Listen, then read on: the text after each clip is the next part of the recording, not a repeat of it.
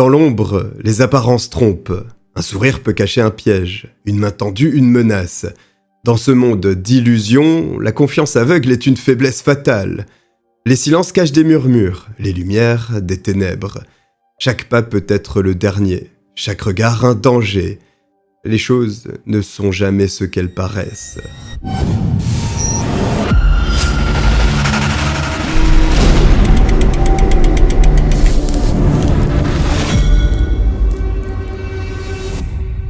Le passage à l'an 2000 marque l'entrée dans un nouveau siècle, mais aussi le début du règne des entreprises émergeant dans le domaine de la technologie, reléguant ainsi l'industrie au second rang, pourtant étendard de l'économie américaine durant des décennies. Tandis que la Silicon Valley s'apprête à s'étendre sur les marchés financiers, l'industrie automobile s'effondre et il y a une ville en particulier faisant les frais de ce déclin interminable, Détroit, dans le Michigan. Elle fut longtemps une cité prospère, ayant même vu sa population quasiment doubler durant les années fastueuses. Simplement, en l'an 2000, la ville est à l'agonie. Elle s'apprête même à se déclarer en faillite, une véritable catastrophe. Cette spirale négative plonge la métropole dans la pauvreté. Il n'y a plus d'emploi, donc aucune ressource pour subvenir à ses besoins, et nécessairement, c'est le vivier idéal pour voir naître la criminalité. Les gangs, la drogue et les règlements de compte deviennent monnaie courante à Détroit, qui gagne ainsi le triste statut de la ville la plus dangereuse des États-Unis. On frôle les 400 meurtres par an, et il ne fait pas bon vivre dans les rues de l'ancienne reine de l'automobile, poussant ainsi les habitants, qui en ont les moyens, à s'éloigner des secteurs les plus hostiles. C'est ainsi que la petite commune de Dearborn Heights est devenue une cible pour tous ceux souhaitant fuir la dangerosité de Détroit, tout en restant dans le Michigan et à proximité de sa plus grande ville. Dearborn Heights n'est qu'à une dizaine de kilomètres. C'est un lieu très résidentiel et la criminalité y est quasi inexistante. Quasiment seulement, parce que le dimanche 2 janvier 2000, en fin d'après-midi vers 17h30, le téléphone du poste de police de la ville se met à retentir. Il est annoncé la découverte d'un cadavre à l'extérieur de la commune, dans la River Rouge, une rivière passant à Dearborn Heights. Des enquêteurs sont immédiatement dépêchés sur place. Quand ils arrivent, ils observent les alentours puis s'approchent du corps qu'ils analysent. Celui-ci est prisonnier de la glace. Il s'agit manifestement d'une femme et elle est en partie nue. Sa jupe a été baissée jusqu'à ses chevilles. La tenue de cette dernière, avec des talons hauts de couleur dorée et des vêtements relativement courts malgré le rude hiver, laisse penser qu'elle pourrait être une prostituée de la région. D'après la position du corps, son état et le lieu où il se trouve, les enquêteurs en déduisent que soit l'agression s'est déroulée à cet endroit, soit le corps y a été déposé, mais en aucun cas la dépouille n'a flotté dans la rivière avant d'être prisonnière de la glace. S'ils en sont certains, c'est parce que le cadavre se trouve presque sur le rivage, dans une position qui ne correspond pas à celle qu'aurait eu un corps flottant sur plusieurs mètres, voire kilomètres. Et cela conduit à exclure une première hypothèse. Cette femme n'a certainement pas sauté d'un pont afin de mettre fin à ses jours. Il faut dire que la jupe rabaissée également est une sérieuse barrière pour prendre en considération cette théorie. Par conséquent, c'est la thèse de l'homicide qui prend l'avantage. Quelqu'un a mis un terme à la vie de cette jeune femme. Il se pourrait que le meurtre se soit déroulé à cet endroit, mais ce n'est pas encore tout à fait certain. Alors, pour bien comprendre les événements qui se sont produits dans les parages, une équipe de plongée de la police se charge d'extraire le corps de la glace. Afin de ne pas altérer de potentiels éléments médico-légaux, durant l'extraction, les plongeurs ont enveloppé les mains de la victime dans des sacs plastiques en vue de préserver les résidus éventuels qui se trouveraient sous les ongles de la femme. Une fois cette délicate opération réalisée, la dépouille est directement envoyée chez le médecin légiste du comté pour connaître les circonstances de la mort et peut-être aiguiller les policiers vers une première piste. En attendant les résultats de l'autopsie, les enquêteurs questionnent celui qui a fait la macabre découverte. Il s'agit de John Armstrong, c'est un résident du coin et il était de retour de son travail et il avait été malade durant la journée et a ressenti le besoin de vomir alors qu'il était au volant. Pour ne pas prendre de risques, il s'est garé sur le côté et sorti de son véhicule pour se pencher au niveau du pont qui surplombe la rivière, et c'est précisément à ce moment qu'il a remarqué le corps de la jeune femme, puis il a informé les autorités de sa trouvaille. Cependant, les enquêteurs se questionnent à son sujet, déjà parce qu'il n'y a pas de vomi dans les alentours, et d'après eux, l'homme ne semble pas aussi malade qu'il l'avait indiqué. Cela est suffisant pour éveiller les soupçons de policiers qui décident de creuser un peu plus du côté de ce curieux témoin. Les enquêteurs demandent s'ils sont autorisés à fouiller son véhicule, ce à quoi l'homme ne s'oppose pas. En réalité, il acquiesce à toutes les requêtes faites par les policiers. La voiture n'est pas vraiment en désordre, mais les agents mettent la main sur un emballage de préservatif.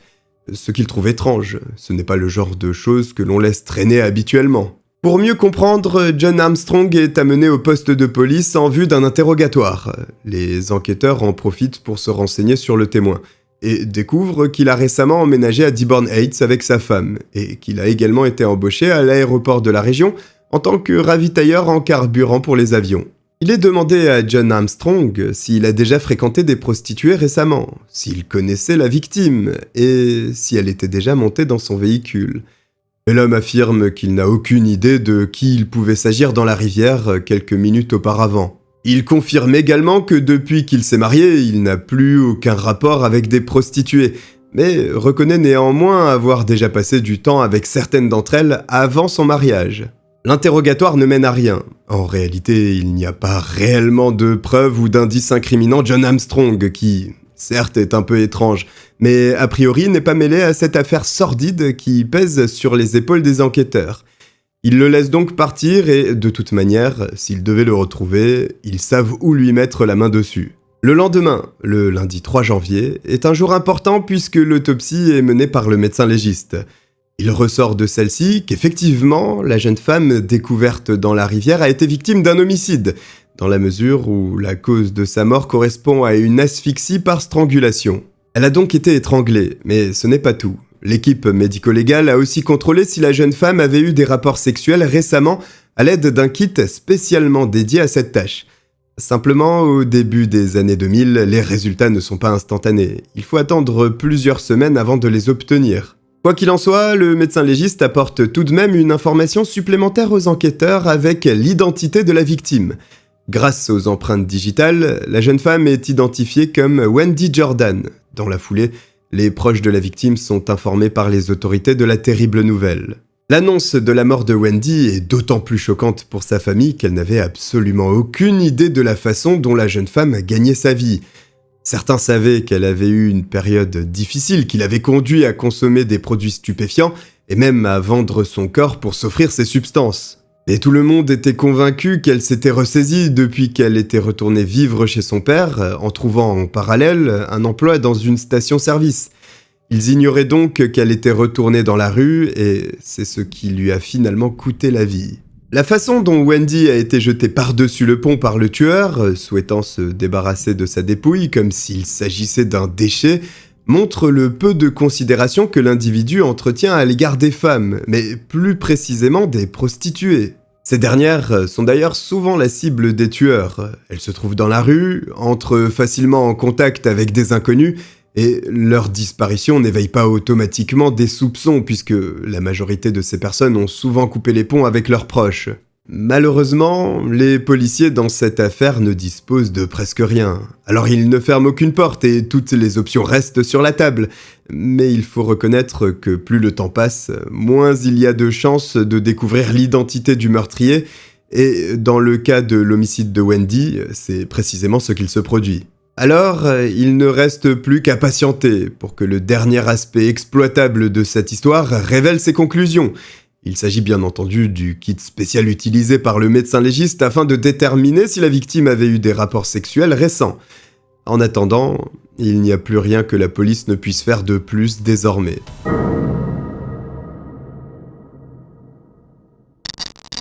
Trois mois après le meurtre de Wendy Jordan, en avril 2000, la situation de Détroit ne s'est pas améliorée, loin de là, restant l'une des places les plus dangereuses au monde et malheureusement reconnue mondialement pour le nombre impressionnant de meurtres qui y sont perpétrés. Visiblement, le lundi 10 avril 2000 ne sera pas le jour qui verra un changement de tendance. L'un des postes de la ville reçoit un appel pour signaler la découverte d'un cadavre au sud-ouest de Détroit. C'est tristement que des effectifs se rendent sur place. Une sale habitude devenue presque quotidienne. Une fois sur les lieux, il est rapporté aux agents que la victime a été découverte par le conducteur d'un train tandis qu'il regardait à l'extérieur de sa locomotive. Alors qu'il se concentre sur le chemin à parcourir, la vitesse à maintenir, il remarque sur le côté des rails, à environ une dizaine de mètres, le corps d'une jeune femme. La victime est afro-américaine. Elle a des cheveux teints en roux, elle est vêtue d'une veste noire scintillante, mais ses parties intimes sont dévoilées parce qu'elle a les jambes écartées. La cause de la mort, quant à elle, est encore inconnue, mais il y a de grandes chances pour qu'un étranglement soit l'origine. Si les enquêteurs se hâtent à une telle conclusion, c'est parce que la victime porte encore ses propres collants enroulés autour du cou. Il ne fait presque aucun doute que c'est ce qui a tué cette femme. Pour trouver plus d'indices en vue de mettre la main sur le meurtrier, la zone où est découverte la dépouille fait l'objet d'une recherche approfondie. Elle est littéralement passée au crible par des dizaines d'uniformes, lorsque l'un d'entre eux se met à hurler. Il crie pour avertir ses collègues. Il vient de tomber nez à nez avec une deuxième victime, et tout le monde rejoint l'agent appelant du renfort. Une seconde femme est retrouvée gisant proche de la voie ferrée, à quelques mètres à peine de l'endroit où la première femme fut repérée par le conducteur du train. Cette fois-ci, c'est une femme de type caucasien. Dans son cas, elle est dévêtue au niveau de la poitrine, qui est totalement à l'air libre. Ses bas sont toujours sur elle, mais déchirés au niveau de son entrejambe, laissant apparaître ses parties génitales. Immédiatement, les policiers supposent que chacune de ces femmes a été victime d'agressions sexuelles, voire de viol. En revanche, il y a une différence notable entre les deux dépouilles. Il est évident qu'elles sont à un stade de décomposition bien différent. Dans le premier cas, la mort remonte à quelques heures tout au plus. Mais la seconde victime repose ici depuis bien plus longtemps sans que les inspecteurs ne soient capables de déterminer précisément une date exacte. Cette double découverte est absolument abjecte. C'est aussi très rare de tomber sur deux cadavres simultanément. Pourtant, la police a encore du pain sur la planche. Une troisième dépouille est repérée à moins d'une dizaine de mètres de la seconde. Cette dernière repose dans ces buissons depuis plus longtemps encore que les deux précédentes, puisqu'il est clair que la décomposition est très avancée, la peau ayant même commencé à être entamée. Cependant, il est possible d'observer la violence à laquelle elle a fait face. Son corps ainsi que son visage sont recouverts d'ecchymoses et de blessures en tout genre, ce qui n'est pas le cas sur les autres victimes. Ceci, pour les enquêteurs, indique que cette femme s'est certainement débattue pour survivre, mais l'agresseur a été plus fort et extrêmement brutal. Là encore, en observant de plus près le cou de la victime, les policiers sont certains que la cause de la mort est la strangulation. Les marques sont reconnaissables et semblables à ce qui a été vu sur les autres cadavres. Cela conduit nécessairement les inspecteurs à penser que le même individu pourrait être à l'origine de ces meurtres, et qu'il se trouve en ce moment même dans son charnier. Il note aussi que les corps n'ont pas simplement été déposés ici après les meurtres. Il y a un effort de mise en scène de la part du tueur. Les positions de ces femmes sont explicites, provocantes, et font nécessairement penser à l'aspect sexuel. Toutes les victimes reposent sur le dos en ayant les jambes écartées, ainsi que leur poitrine ou leur partie intime révélée. Surtout, il semble que le meurtrier n'ait pas pris soin de dissimuler son œuvre sordide. Au contraire, les enquêteurs pensent même qu'il a volontairement placé ses corps de façon à ce qu'ils soient tout à fait visibles par des personnes qui se promèneraient dans le coin. C'est particulièrement frappant avec le premier cadavre découvert, qui est exposé au grand jour à côté de la voie ferrée. Mais le deuxième, ainsi que le troisième, ne sont pas cachés non plus. Ils reposent à l'air libre et le moindre passant les remarquerait.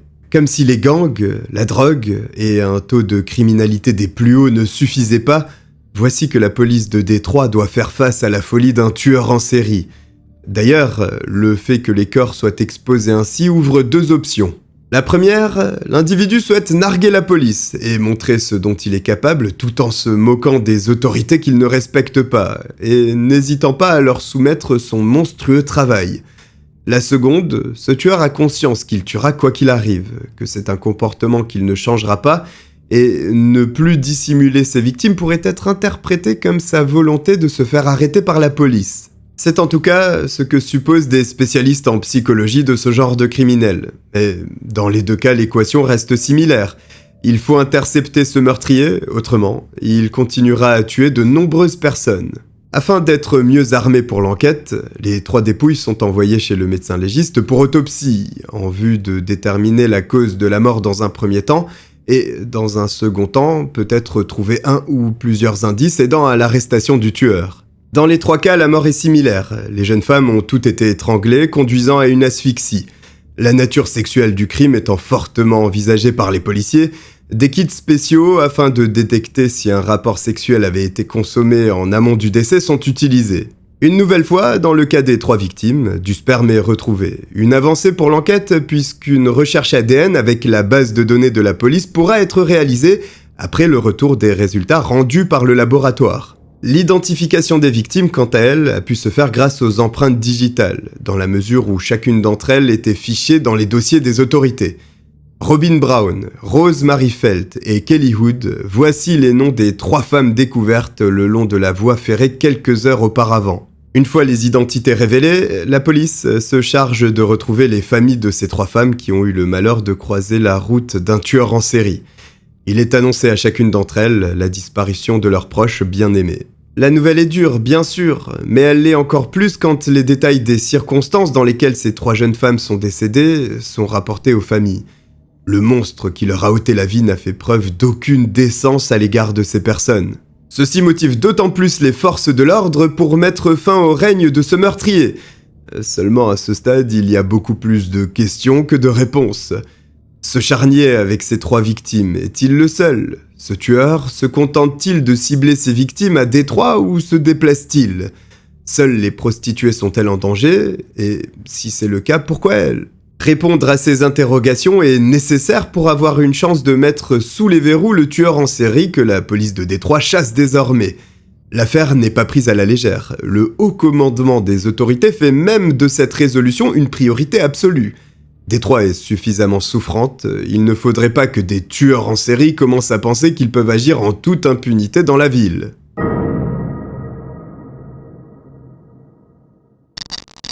L'autopsie a permis d'apporter certains éléments, mais pas suffisamment en vue d'une arrestation ou d'un placement en garde à vue d'un potentiel suspect. C'est donc sur le lieu des crimes que les agents de police intensifient leurs recherches. C'est la police scientifique qui passe au crible les centaines de mètres carrés autour des chemins de fer pour déceler la preuve qui fera basculer l'affaire. La motivation est présente, simplement la tâche est extrêmement complexe par la nature de l'endroit. Il y a énormément de buissons, le terrain est accidenté et surtout, le nombre de déchets est monumental. Il y a des mégots de cigarettes, des préservatifs usagés, des emballages de nourriture et tout ce qu'il est possible de retrouver dans ce genre de lieu où les gens ne prennent aucune peine à chercher une poubelle. Ce qui pose un grave problème lorsqu'une enquête de police est en cours parce que la moindre de ces choses pourrait être un indice crucial que les forces de l'ordre recherchent. Cependant, parmi tout ce tas d'ordures, il y a une chose qui retient l'attention des policiers. Il s'agit d'une veste qui se trouvait à côté du corps de Kelly Hood.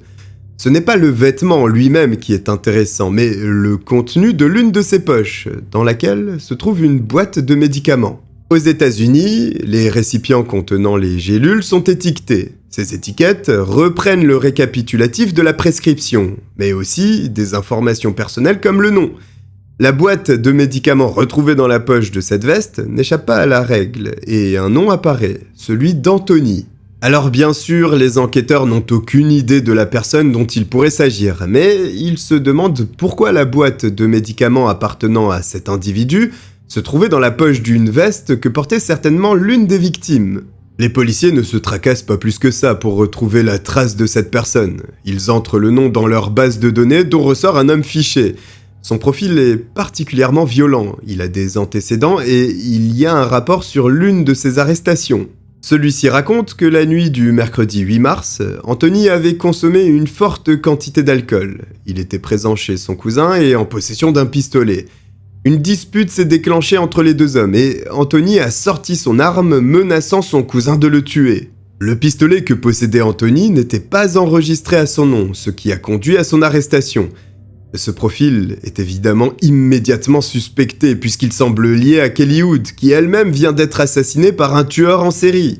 Naturellement, Anthony est retrouvé pour être interrogé. Les enquêteurs, afin de ne pas perdre de temps, lui demandent si l'interrogatoire peut être réalisé sous le contrôle d'un détecteur de mensonges, ce à quoi le suspect ne s'oppose pas.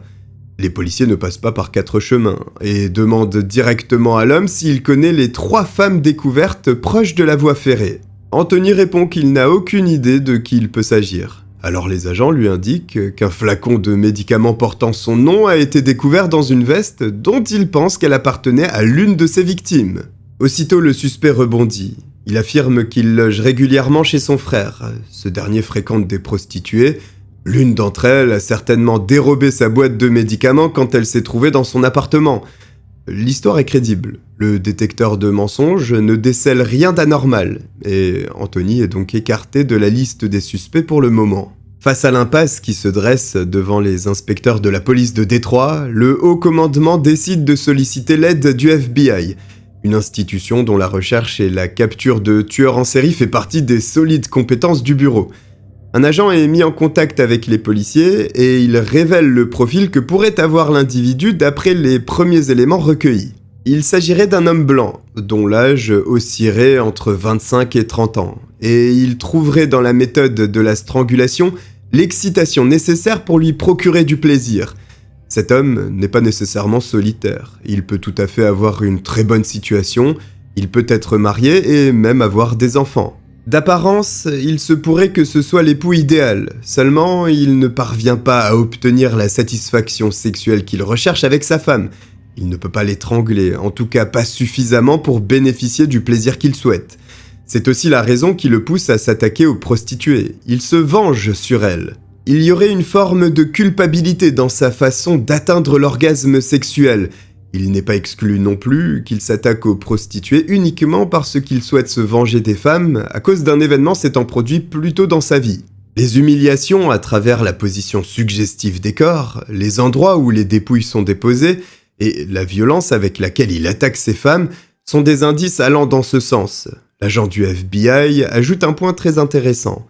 Pour chaque femme que le meurtrier est parvenu à enlever, il y en a certainement une ou deux qui ont réussi à lui échapper.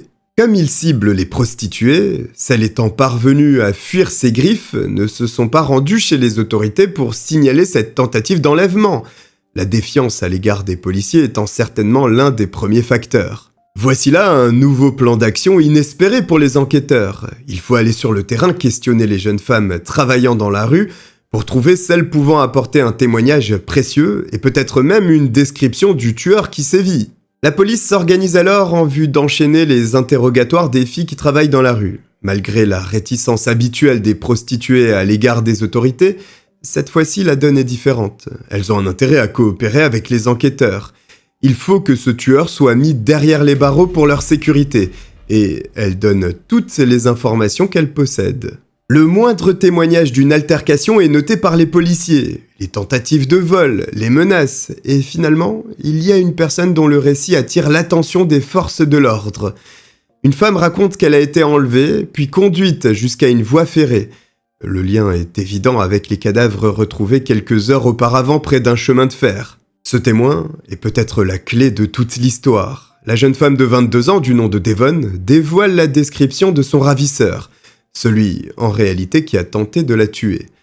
Ce soir-là, elle se trouvait sur Michigan Avenue, lorsqu'un client s'est présenté à elle en arrêtant son véhicule au niveau du trottoir. Elle est montée dans cette voiture. L'homme ne paraissait pas dangereux. Les prostituées, à force de côtoyer cet univers, font également leur propre profilage, et il y a des caractéristiques qui peuvent indiquer si une personne est potentiellement dangereuse ou non. Et dans ce cas, aucun signal n'a alerté Devon. Sans qu'elle ne s'en aperçoive, l'homme a conduit jusqu'au chemin de fer, puis la rejoint sur la banquette arrière, où immédiatement il tente de l'étrangler. La jeune femme s'est donc battue pour sa vie, son adversaire est coriace, ne lâche pas sa nuque, mais Devon réussit finalement à se défaire de lui, puis à sortir de la voiture et à s'enfuir enfin. Elle a donc pu voir de très près l'individu. Elle le décrit comme un homme blanc, dans la trentaine, avec les cheveux blonds voire roux, comme ce que l'agent du FBI avait anticipé. Mais surtout, elle a pu apercevoir sur son vêtement un nom brodé Eric. Les informations que cette femme transmet sont une mine d'or pour l'investigation. Elle ne s'arrête pas à ces simples éléments. Elle ajoute qu'elle est montée dans un véhicule de la marque Jeep. La couleur de la voiture était soit bleu foncé, soit noir. Dans la pénombre, il ne lui a pas été possible de faire la distinction. Le profil d'un suspect se précise, puisqu'il s'attaque aux prostituées de la ville de Détroit, manifestement. Une surveillance accrue des quartiers où travaillent les jeunes femmes susceptibles d'être enlevées est mise en place. Dans le déploiement de ce dispositif, il y a des motifs d'espoir, notamment liés aux informations transmises par la témoin. La description de l'homme et de son véhicule offre des éléments très concrets aux forces de l'ordre pour placer en garde à vue les personnes correspondantes. Seulement, les agressions de prostituées malheureusement sont monnaie courante, et même si Devon a croisé un homme violent, il ne s'agit peut-être pas du tueur en série, quand bien même il l'aurait conduit précisément à l'endroit où les corps ont été découverts. Cela reste une zone très fréquentée pour les passes. Mais ce sont les indices les plus concrets jusqu'à présent, et la police les étudie en continuant de chercher en parallèle d'autres potentielles survivantes du tueur. C'est alors qu'une certaine Wilhelmina Drain se confie aux enquêteurs à propos d'une rencontre qu'elle a faite le dimanche 2 avril 2000. Tout comme Devon, elle travaillait sur Michigan Avenue, à Détroit. Alors qu'elle terminait sa nuit, elle attendait à côté d'un arrêt de bus quand un homme s'est porté à sa hauteur pour lui demander si elle voulait être déposée. La jeune femme accepte. Au gré du trajet, cependant, elle remarque que la route qu'emprunte le conducteur n'est pas celle qu'elle lui a indiquée quelques minutes auparavant. Seulement, quand elle réalise, il est déjà prêt à l'attaquer, ce qu'il fait. L'homme se jette sur elle et tente un étranglement. Comme dans le cas de Devon, Wilhelmina a réussi à se défaire de l'agresseur grâce à une bombe lacrymogène qu'elle portait sur elle. Une fois l'homme étourdi, elle a fui aussi loin qu'elle a pu et n'a plus jamais revu l'individu. La jeune femme n'est pas passée loin de perdre la vie. Pourtant aujourd'hui, elle se trouve face aux policiers et c'est une aubaine pour eux, parce qu'elle est capable de donner une description très précise de cet agresseur. D'après Wilhelmina, il s'agit d'un homme blanc, d'une trentaine d'années, avec des cheveux roux. Voici précisément les mêmes détails donnés quelques heures auparavant par Devon, l'autre survivante. Elle ajoute que l'agresseur avait un tigre tatoué sur l'un de ses bras, une information absolument capitale. Ce deuxième témoignage est important, parce qu'il permet de confirmer que l'homme recherché est certainement le tueur en série. L'enquête fait donc un grand pas en avant.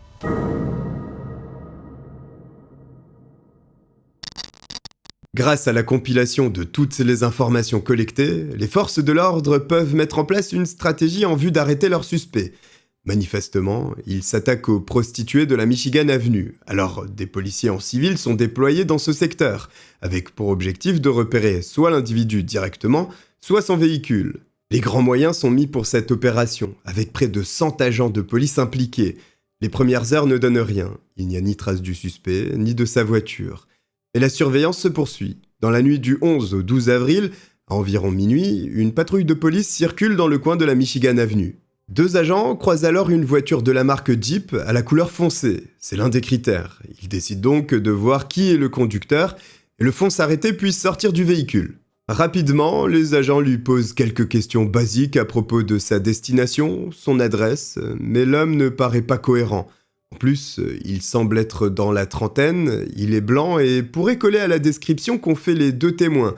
Alors, dans le doute, les policiers décident de l'emmener au poste de police. Tandis qu'ils l'installent dans leur véhicule de patrouille, une femme passe à proximité tout en observant la scène, et elle remarque qu'il y a un homme à l'arrière de la voiture de police. C'est alors qu'elle se met à crier, puis à insulter l'homme qui est assis sur la banquette arrière à présent. Quand les policiers lui demandent pourquoi est-ce qu'elle réagit ainsi, elle leur dit que cet homme a tenté de la tuer. Sans plus tarder, il est conduit au poste de police pour un interrogatoire. Il doit décliner son identité et il se présente comme John Eric Armstrong, un nom que vous avez déjà entendu si vous avez été attentif. Les inspecteurs sont certains qu'ils ont affaire à leur tueur en série. L'attitude de l'homme les conforte dans leurs soupçons. Il tire sa veste, il est visiblement nerveux et se balance dans tous les sens sur sa chaise. Même s'il y a un faisceau d'indices accablants, vu le comportement du suspect, il risque de ne pas être simple d'obtenir des aveux. Alors les enquêteurs utilisent une stratégie qui vise à ne pas brusquer leur suspect. Ils discutent avec lui pendant des heures, comme s'ils essayaient de créer un lien et l'amener à s'ouvrir. Au bout d'un certain temps, ils abordent la question de l'ADN, et l'un des enquêteurs, de façon subtile, demande à John Armstrong s'il connaît cette science. L'homme répond que oui, puis le policier passe sa main sur celle du suspect avant de lui annoncer qu'il vient de déposer son ADN sur lui. L'homme est surpris de ce geste, et l'inspecteur lui dit soudainement que beaucoup de son ADN a été retrouvé sur 3 corps découverts proches des chemins de fer au sud de la ville.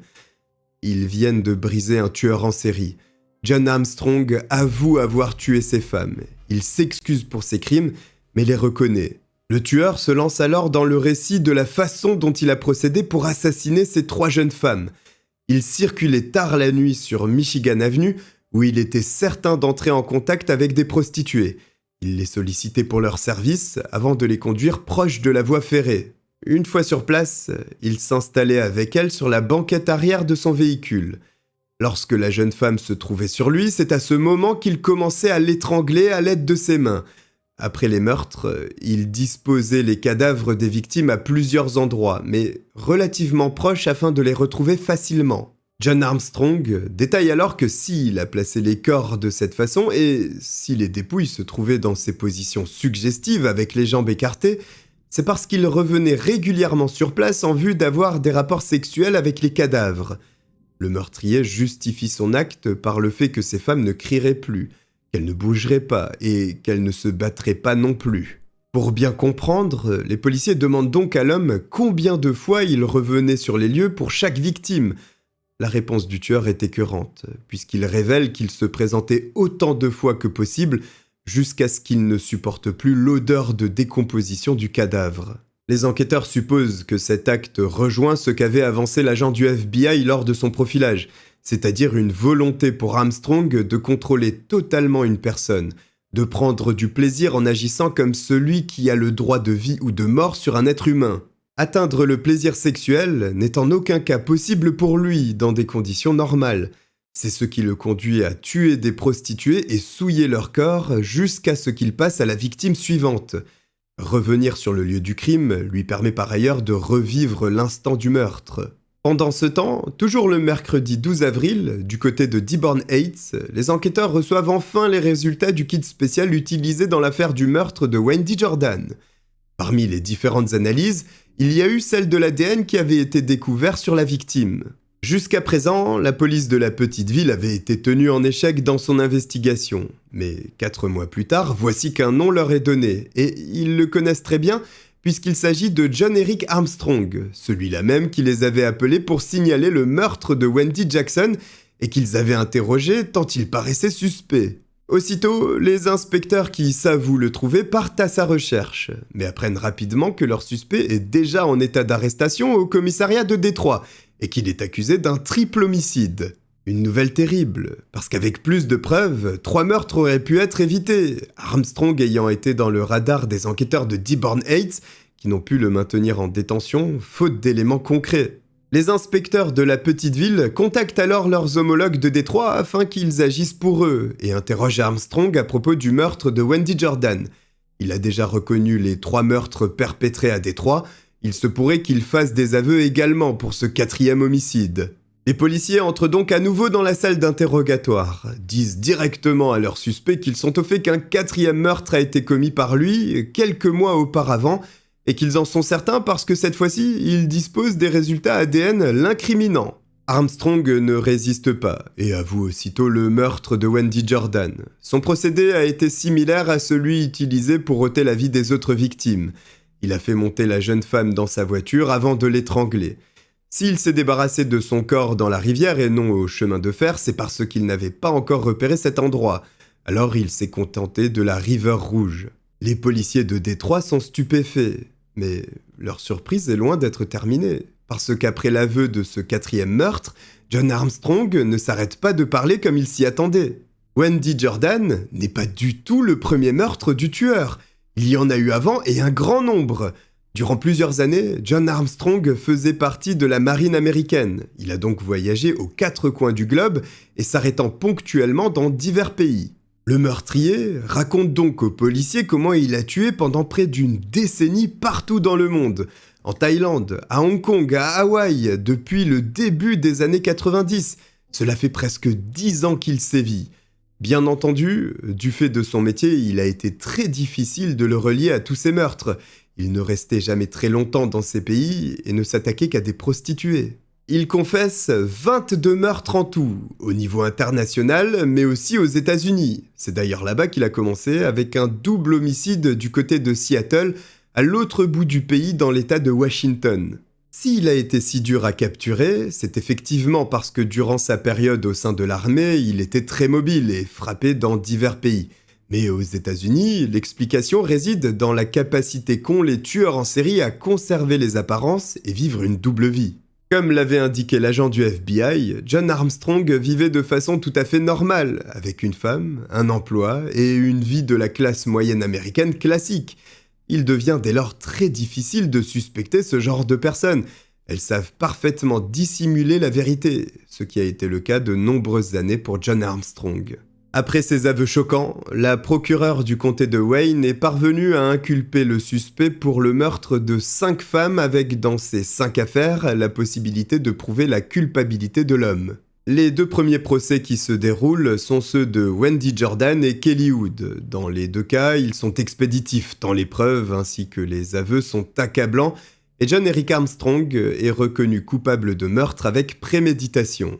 Sa sentence est donc à chaque fois une peine d'emprisonnement à vie sans possibilité de libération conditionnelle.